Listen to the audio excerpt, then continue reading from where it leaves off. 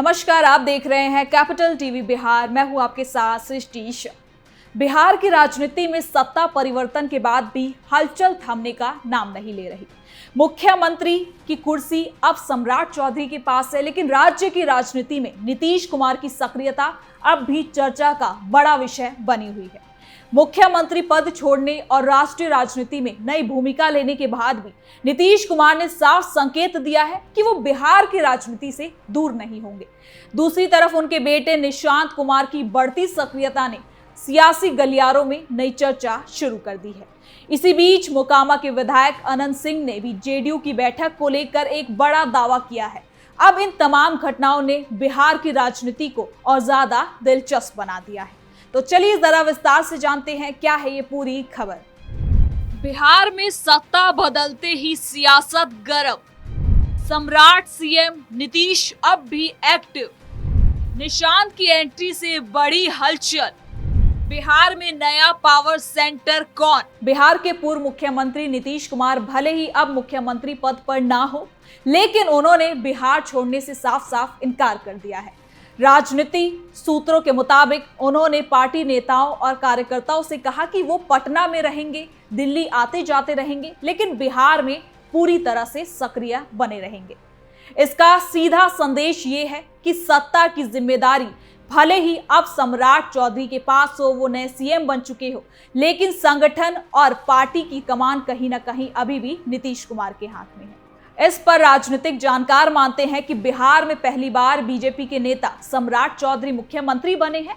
ऐसे में राज्य को नया नेतृत्व मिला है, लेकिन जेडीयू के भीतर नीतीश कुमार की पकड़ अब भी मजबूत मानी जाती है। यही वजह है कि वो खुद मैदान में रहकर पार्टी कार्यकर्ताओं से संवाद बनाए रखना चाहते हैं।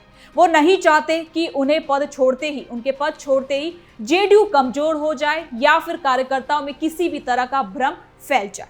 इसके साथ ही क्या कुछ कहा है बिहार को लेकर, सब कुछ जानते हैं इस रिपोर्ट में। सम्राट राज में भी नीतीश का असर, बिहार राजनीति में बड़ा गेम शुरू। बिहार के पूर्व मुख्यमंत्री नीतीश कुमार ने सोमवार 20 अप्रैल को जेडीयू विधानमंडल दल की बैठक को संबोधित किया। नीतीश कुमार जेडीयू के राष्ट्रीय अध्यक्ष हैं और इस बैठक में विधायक, सांसद, विधान पार्षद शामिल हुए। मीटिंग में क्या कुछ तय हुआ और किन किन मुद्दों पर बात हुई, इसके बारे में जेडीयू विधायक अनंत सिंह ने मीडिया को बताया।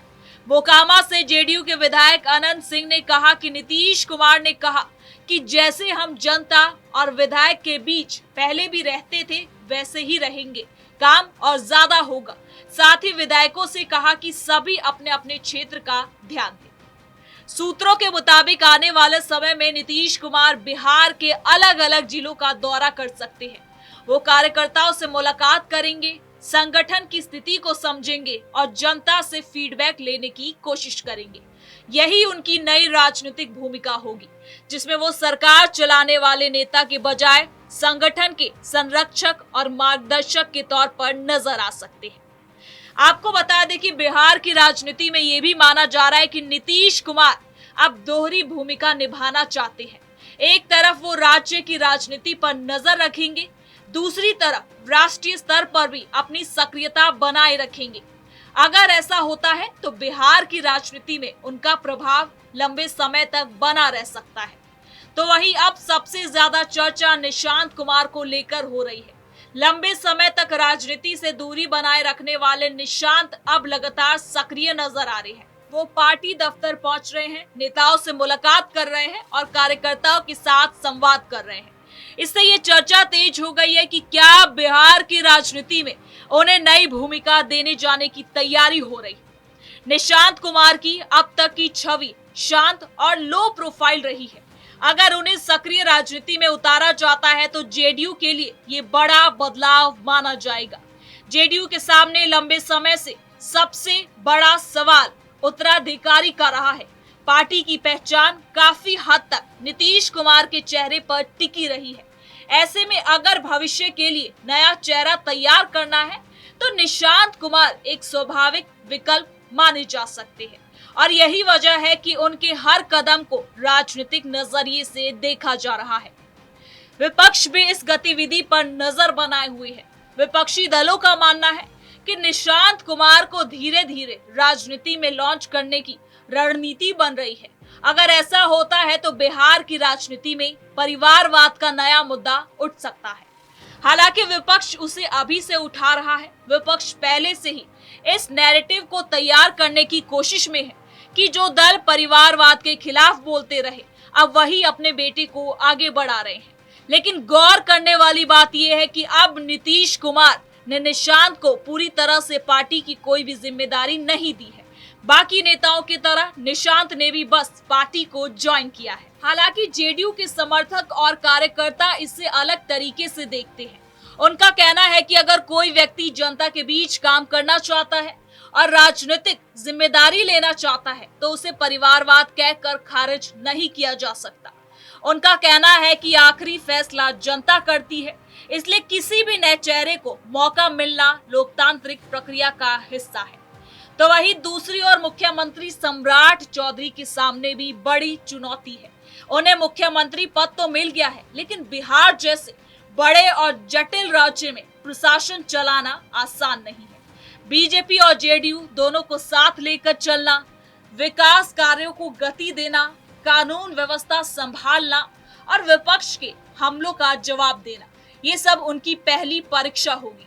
सम्राट चौधरी को ये भी साबित करना होगा कि वो सिर्फ समझौते के मुख्यमंत्री नहीं, बल्कि स्वतंत्र राजनीतिक नेतृत्व देने वाले नेता है। इस बीच मोकामा के बाहुबली नेता अनंत सिंह का बयान भी सुर्खियों में आ चुका है। उन्होंने जेडीयू की बैठक को लेकर कहा कि जो कुछ हुआ वो सामान्य प्रक्रिया का हिस्सा था, अब सब कुछ नेतृत्व की रणनीति के तहत होगा। उनके बयान को इसलिए भी खास माना जा रहा है क्योंकि मोकामा और आसपास के इलाकों में उनका काफी प्रभाव रहा है और उनके राजनीतिक बयान अक्सर संकेत माने जाते हैं। अनंत सिंह के इस बयान से ये भी संकेत मिलता है कि सत्ता परिवर्तन अचानक नहीं हुआ, बल्कि सोच समझकर तय की गई रणनीति का हिस्सा था। यानी नीतीश कुमार ने पद छोड़ा जरूर है, लेकिन वो पूरी तरह से अभी भी अलग नहीं हुए। इस तरह का संदेश जेडीयू के कार्यकर्ताओं को भी स्थिरता देने की कोशिश कर सकता है। आपको बता दें कि तेजस्वी यादव पहले भी कई बार कह चुके हैं कि सत्ता बदलने से व्यवस्था नहीं बदलती। विपक्ष यही नैरेटिव बनाना चाहता है कि चेहरा बदल गया है, लेकिन नीतियां और समस्याएं वही है। दूसरी ओर बीजेपी इसे नए नेतृत्व, नई ऊर्जा और नए दौर की शुरुआत के रूप में पेश कर रही है। जेडीयू के लिए असली चुनौती आने वाले विधानसभा चुनाव से पहले अपनी पहचान बनाए रखना है। अगर नीतीश कुमार संगठन में सक्रिय रहते हैं, सम्राट चौधरी सरकार चलाने में सफल होते हैं और निशांत कुमार भी धीरे धीरे जनता के बीच आते हैं, तो पार्टी को नया संतुलन मिल सकता है। लेकिन अगर अंदरूनी असंतोष बढ़ता है या फिर नेतृत्व को लेकर भ्रम बना रहता है, तो इसका फायदा विपक्ष साफ साफ उठा सकता है। ऐसे में बिहार की राजनीति अब 3 केंद्रों में बटी हुई नजर आ रही है। पहला, सरकार चलाने वाले सम्राट चौधरी, दूसरा, संगठन और रणनीति पर नजर रखने वाले नीतीश कुमार, और तीसरा, संभावित नई पीढ़ी के चेहरे के रूप में उभरते हुए निशांत कुमार। आने वाले समय में यही तीनों नाम बिहार की राजनीति की दिशा तय कर सकते हैं। लेकिन फिलहाल इतना तो तय है कि बिहार में सत्ता परिवर्तन सिर्फ कुर्सी बदलने भर ही घटना नहीं, इसके पीछे संगठन, उत्तराधिकारी, गठबंधन, नेतृत्व और भविष्य की राजनीति का बड़ा खेल छिपा हुआ है। आपको बता दें कि नीतीश कुमार सक्रिय हैं, सम्राट चौधरी जिम्मेदारी संभाल चुके हैं और निशांत कुमार चर्चा के केंद्र में बने हुए हैं। अब देखने वाली बात यह होगी कि क्या समीकरण बिहार की राजनीति में स्थिरता लाता है या फिर नई सियासी हलचल पैदा होती है। यानी कि आने वाले महीनों में बिहार की राजनीति और भी दिलचस्प होने वाली है। तो फिलहाल के लिए इस खबर में इतना ही। देखते रहिए कैपिटल टीवी बिहार।